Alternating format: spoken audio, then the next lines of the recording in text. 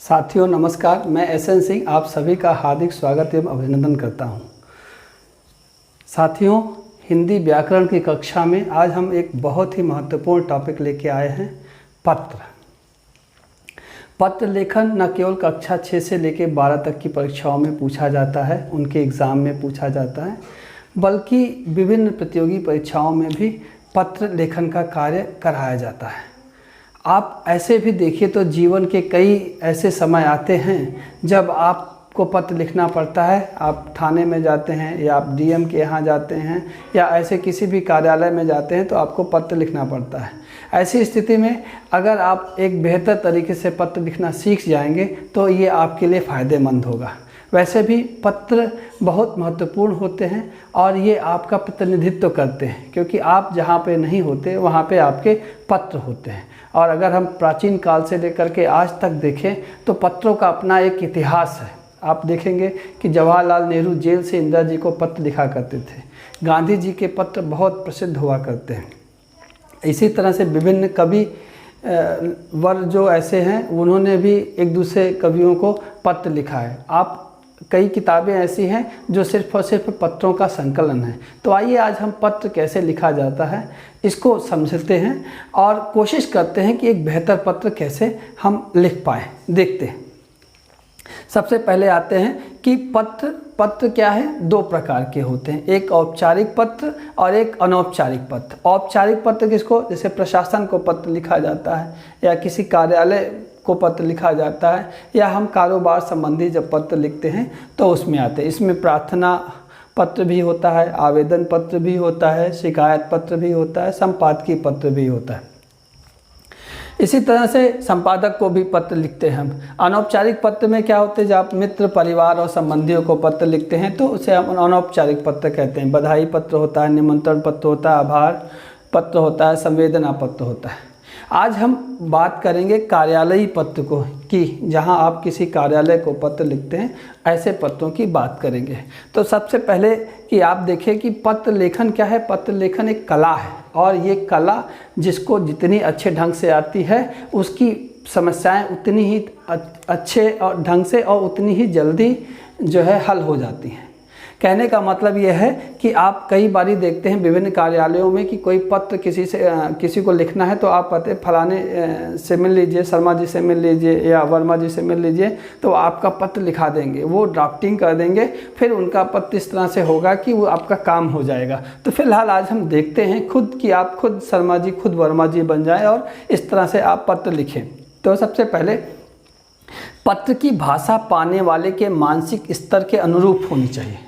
जो पत्र लेखन की कला में पहला पॉइंट है कि पत्र की भाषा पाने वाले के मानसिक स्तर के अनुरूप होनी चाहिए। जो पत्र जिसको आप पत्र लिख रहे हैं उसका मानसिक स्तर क्या है। अगर आप मान लीजिए बहुत साहित्यिक व्यक्ति हैं, साहित्यिक भाषा में एकदम क्लिष्ट शब्दों का प्रयोग कर लिया और आप जिसको पत्र लिख रहे हैं वो उस बौद्धिक स्तर का नहीं है, तो आप मान लीजिए कि आपका काम नहीं होने वाला है, क्योंकि आपका पत्र उसको समझ में ही नहीं आएगा। तो ज़रूरी है कि आप ये हमेशा ध्यान रखें कि हम जिसको पत्र लिख रहे हैं उसका मानसिक स्तर क्या है और उसको किस लेवल पे, किस स्तर पे हमें पत्र लिखना है। अगले पॉइंट में बढ़ते हैं कि पत्र में इधर उधर की बात नहीं होनी चाहिए।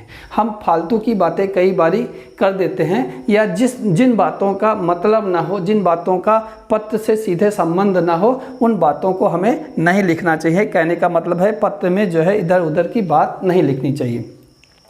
सरल तरह छोटे वाक्यों का प्रयोग होना चाहिए। अगर आप बहुत ही क्लिष्ट शब्दों का प्रयोग करें, बहुत ही क्लिष्ट वाक्य लिख दें, कठिन शब्द वाक्य लिख दें और बहुत लंबे लंबे वाक्य लिख दें, तो वो भी क्या करते हैं, पत्र को असरहीन बना देते हैं। तो आपके पत्र में असर हो, इसके लिए ज़रूरी है कि आपके वाक्य क्या हो, छोटे हों और क्या हो, सरल हों और वो आसानी से समझ में आ सकते हैं। क्योंकि आपको एक बात पता है कि दुनिया में सरल होना बड़ा कठिन है।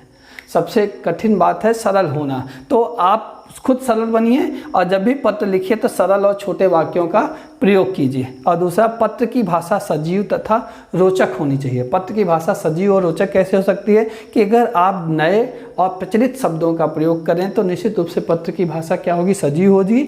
और क्या उनमें एक रोचकता होनी चाहिए। आप इस तरह के शब्दों का इस्तेमाल करें कि पढ़ने वाला आगे पढ़ने के लिए इच्छुक हो, पढ़ने के लिए वो बाध्य हो जाए। तो इस तरह से आप अपनी भाषा रखिए कि वो सरल भी हो और क्या हो, सजीव भी हो और रोचक भी हो। आगे, भाषा की शिष्टता बनाए रखनी चाहिए। कभी भी आपको ऐसे शब्द नहीं लिखने चाहिए जो दूसरों को अप्रिय लगे। आप खुद सोच के लिखिए कि जो शब्द आपको अच्छे नहीं लगते हैं, कोई आपके लिए कहे, तो आप दूसरे के लिए उन शब्दों का इस्तेमाल कैसे कर सकते हैं। कई बार हम विरोध करते हैं, तो विरोध करने में भी हमें शब्दों की मर्यादा का ध्यान रखना चाहिए। आप शब्दों के संसार में हैं और शब्द आपको अर्श पे बैठा सकते हैं तो शब्द ही आपको फर्श पे बैठा सकते हैं। तो शब्दों को सहेजना और बरतना सीखना है और हमें क्या करनी है, शिष्टता बनाए रखनी है और विरोध में भी हमें अप्रिय शब्दों का इस्तेमाल नहीं करना चाहिए। वाक्यों में तारतम्यता तथा परस्पर संबद्धता होनी चाहिए।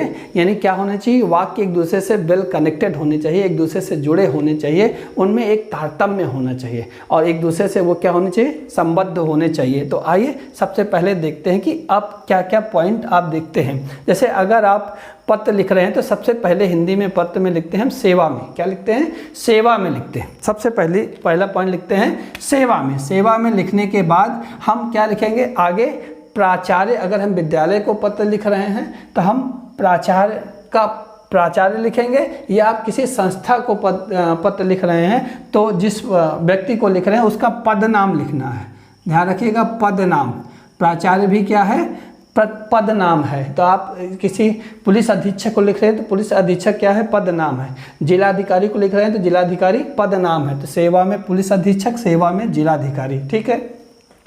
अब विद्यालय या संस्था का नाम, विद्यालय में लिख रहे हैं तो जिस विद्यालय का नाम लिख दीजिए, राजकीय इंटर कॉलेज या केंद्रीय विद्यालय या नवोदय विद्यालय, जिस भी विद्यालय में आप पढ़ रहे हैं उसका नाम लिख दीजिए। ठीक है। और या जहाँ पे लिख रहे हैं संस्था का नाम, जिस कार्यालय में लिख रहे हैं उसका जो नाम है, बिजली विभाग को लिख रहे हैं तो विद्युत विभाग, जल विभाग, यानी जहाँ भी लिख रहे हैं, ठीक है, तो वहाँ आप उसका नाम लिख दीजिए। और दूसरा क्या है, पता ना, जैसे भाई जहाँ पे भी होगा उस जिले का नाम, उस प्रदेश का नाम, ठीक है, जो भी विद्यालय संस्था जहाँ पे होगा उस मोहल्ले का नाम, जहाँ पे भी होगा वो पता आपको लिखना है। ठीक है। तो सबसे पहली लाइन सेवा में, फिर प्राचार्य या संस्था का पद नाम, फिर विद्यालय या संस्था का नाम, फिर पता, उसके बाद क्या लिखेंगे, दिनांक लिखेंगे। क्या लिखेंगे, दिनांक, डेट डालेंगे। दिनांक के बाद जो भी उस दिन की डेट है, उसके बाद आप विषय लिखेंगे। विषय बड़ा ज़रूरी है और विषय क्या होना चाहिए, बहुत ही संक्षिप्त और सारगर्भित होना चाहिए। यानी विषय का मतलब, अगर आप प्राचार्य को पत्र लिख रहे हैं, आप लिख रहे हैं शुल्क माफ़ी के लिए, तो फीस माफ़ करने के संबंध में, या आप जो है पुलिस अधीक्षक को लिख रहे हैं किसी चोरी की घटनाओं को रोकने के लिए, तो लिख सकते हैं चोरी की घटनाओं को रोकने के संबंध में। आप जो है मुख्य चिकित्सा अधिकारी को लिख रहे हैं कि किस लिए, टीकाकरण के लिए आपके मोहल्ले में, तो यहाँ लिख सकते हैं कि छोटे बच्चों के टीकाकरण के संबंध में। कुछ भी मतलब जो भी जिसके लिए लिख रहे हैं आप पत्र, वो शीर्षक यहाँ पे विषय के रूप में होना चाहिए।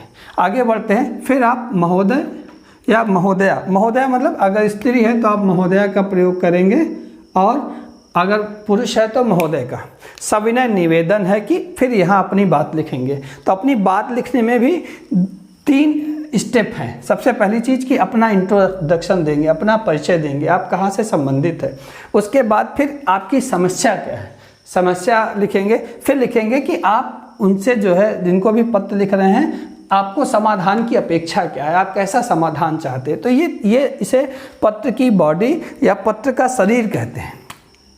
पत्र की बॉडी या पत्र का शरीर कहते हैं। तो ये बहुत महत्वपूर्ण है, इसी से आपके अंकों का निर्धारण होता है। तो पहले हमने कहा कि सबसे पहले सविनय निवेदन है कि साथ अपना परिचय देंगे, और उसके बाद फिर क्या लिखेंगे, समस्या लिखेंगे। फिर क्या लिखेंगे, आप उनसे समाधान की क्या अपेक्षा करते हैं। ठीक है। उसके बाद फिर आप उन्हें क्या करेंगे, बहुत ही विनम्र शब्दों में धन्यवाद देंगे। ठीक है। उसके बाद आप छात्र हैं, प्रार्थी, अगर छात्रा है तो प्रार्थिनी या आपका आज्ञाकारी, ठीक है, शिष्य या आपकी आज्ञाकारी शिष्या, जो भी आप लिखना चाहें। और अगर आपका सीधा संबंध नहीं है इस तरह से तो आप भवदीय लिख सकते हैं। क्या लिख सकते हैं, भवदीय लिख सकते हैं। फिर आप अपना हस्ताक्षर करते हैं, ब्रैकेट में पूरा नाम, फिर अनुक्रमांक, कक्षा, ठीक है। और यहाँ पे अगर आप स्कूल से संबंधित नहीं हैं तो अपना नाम, हस्ताक्षर, नाम, फिर अपना पद नाम, आपका कोई पद नाम है तो फिर अपना स्थायी पता लिखना है, ठीक है। अगर आप अपने जो पत्र लिख रहे हैं उसके सपोर्ट में कोई डॉक्यूमेंट लगाना चाहें, कोई जो है आप प्रमाण पत्र देना चाहें तो संलग्नक में लिख सकते हैं 1, 2 जो भी आप प्रमाण पत्र देना चाहें। तो ये आपका एक तरह से क्या है, प्रारूप है पत्र लेखन का। अब आइए एक पत्र हम जो है लिख के देखते हैं, ठीक है। ध्यान रखिएगा कि परीक्षा में कभी आपको जो है ऐसा होता है कि नाम लिखने के लिए नहीं कहा जाता है, तो वहाँ पे आप काखा गागा डाल देंगे नाम के स्थान पे, अनुक्रमांक डैश कर देंगे, कक्षा तो लिखी जा सकती है तो कक्षा लिख देंगे। तो कुल मिलाकर के ये है। आइए हम शुरू करते हैं। पहला एक देख लेते हैं कि जैसे हम किसी कह सकते हैं कि हम मान लीजिए किसी विद्यालय के छात्र हैं और हम शुल्क माफ़ करने के लिए या फीस माफ़ के लिए जो है हम प्रार्थना पत्र लिख रहे हैं, किसको, प्राचार्य को। फीस माफ़ के लिए प्रार्थना पत्र लिख रहे हैं किसको, प्राचार्य को। तब क्या लिखेंगे, सेवा में प्राचार्य, विद्यालय का नाम, जो भी आपके विद्यालय का नाम होगा, ठीक है। उसके बाद उसका पता जहाँ पे भी स्थित होगा, ठीक है, उसका पता लिखेंगे। फिर दिनांक डालेंगे, विषय फीस माफ़ करने के संबंध में, फीस को शुल्क भी कहा जाता है तो शुल्क माफ़ करने के संबंध में। अब महोदय या महोदया, अगर लेडीज़ हैं तो महोदया और जेंट्स हैं तो महोदय, पुरुष हैं तो महोदय, महिला हैं तो महोदया, ठीक है। सविनय निवेदन है कि ना मैं अपना नाम क्या आपके विद्यालय में कक्षा 12वीं की छात्रा हूँ।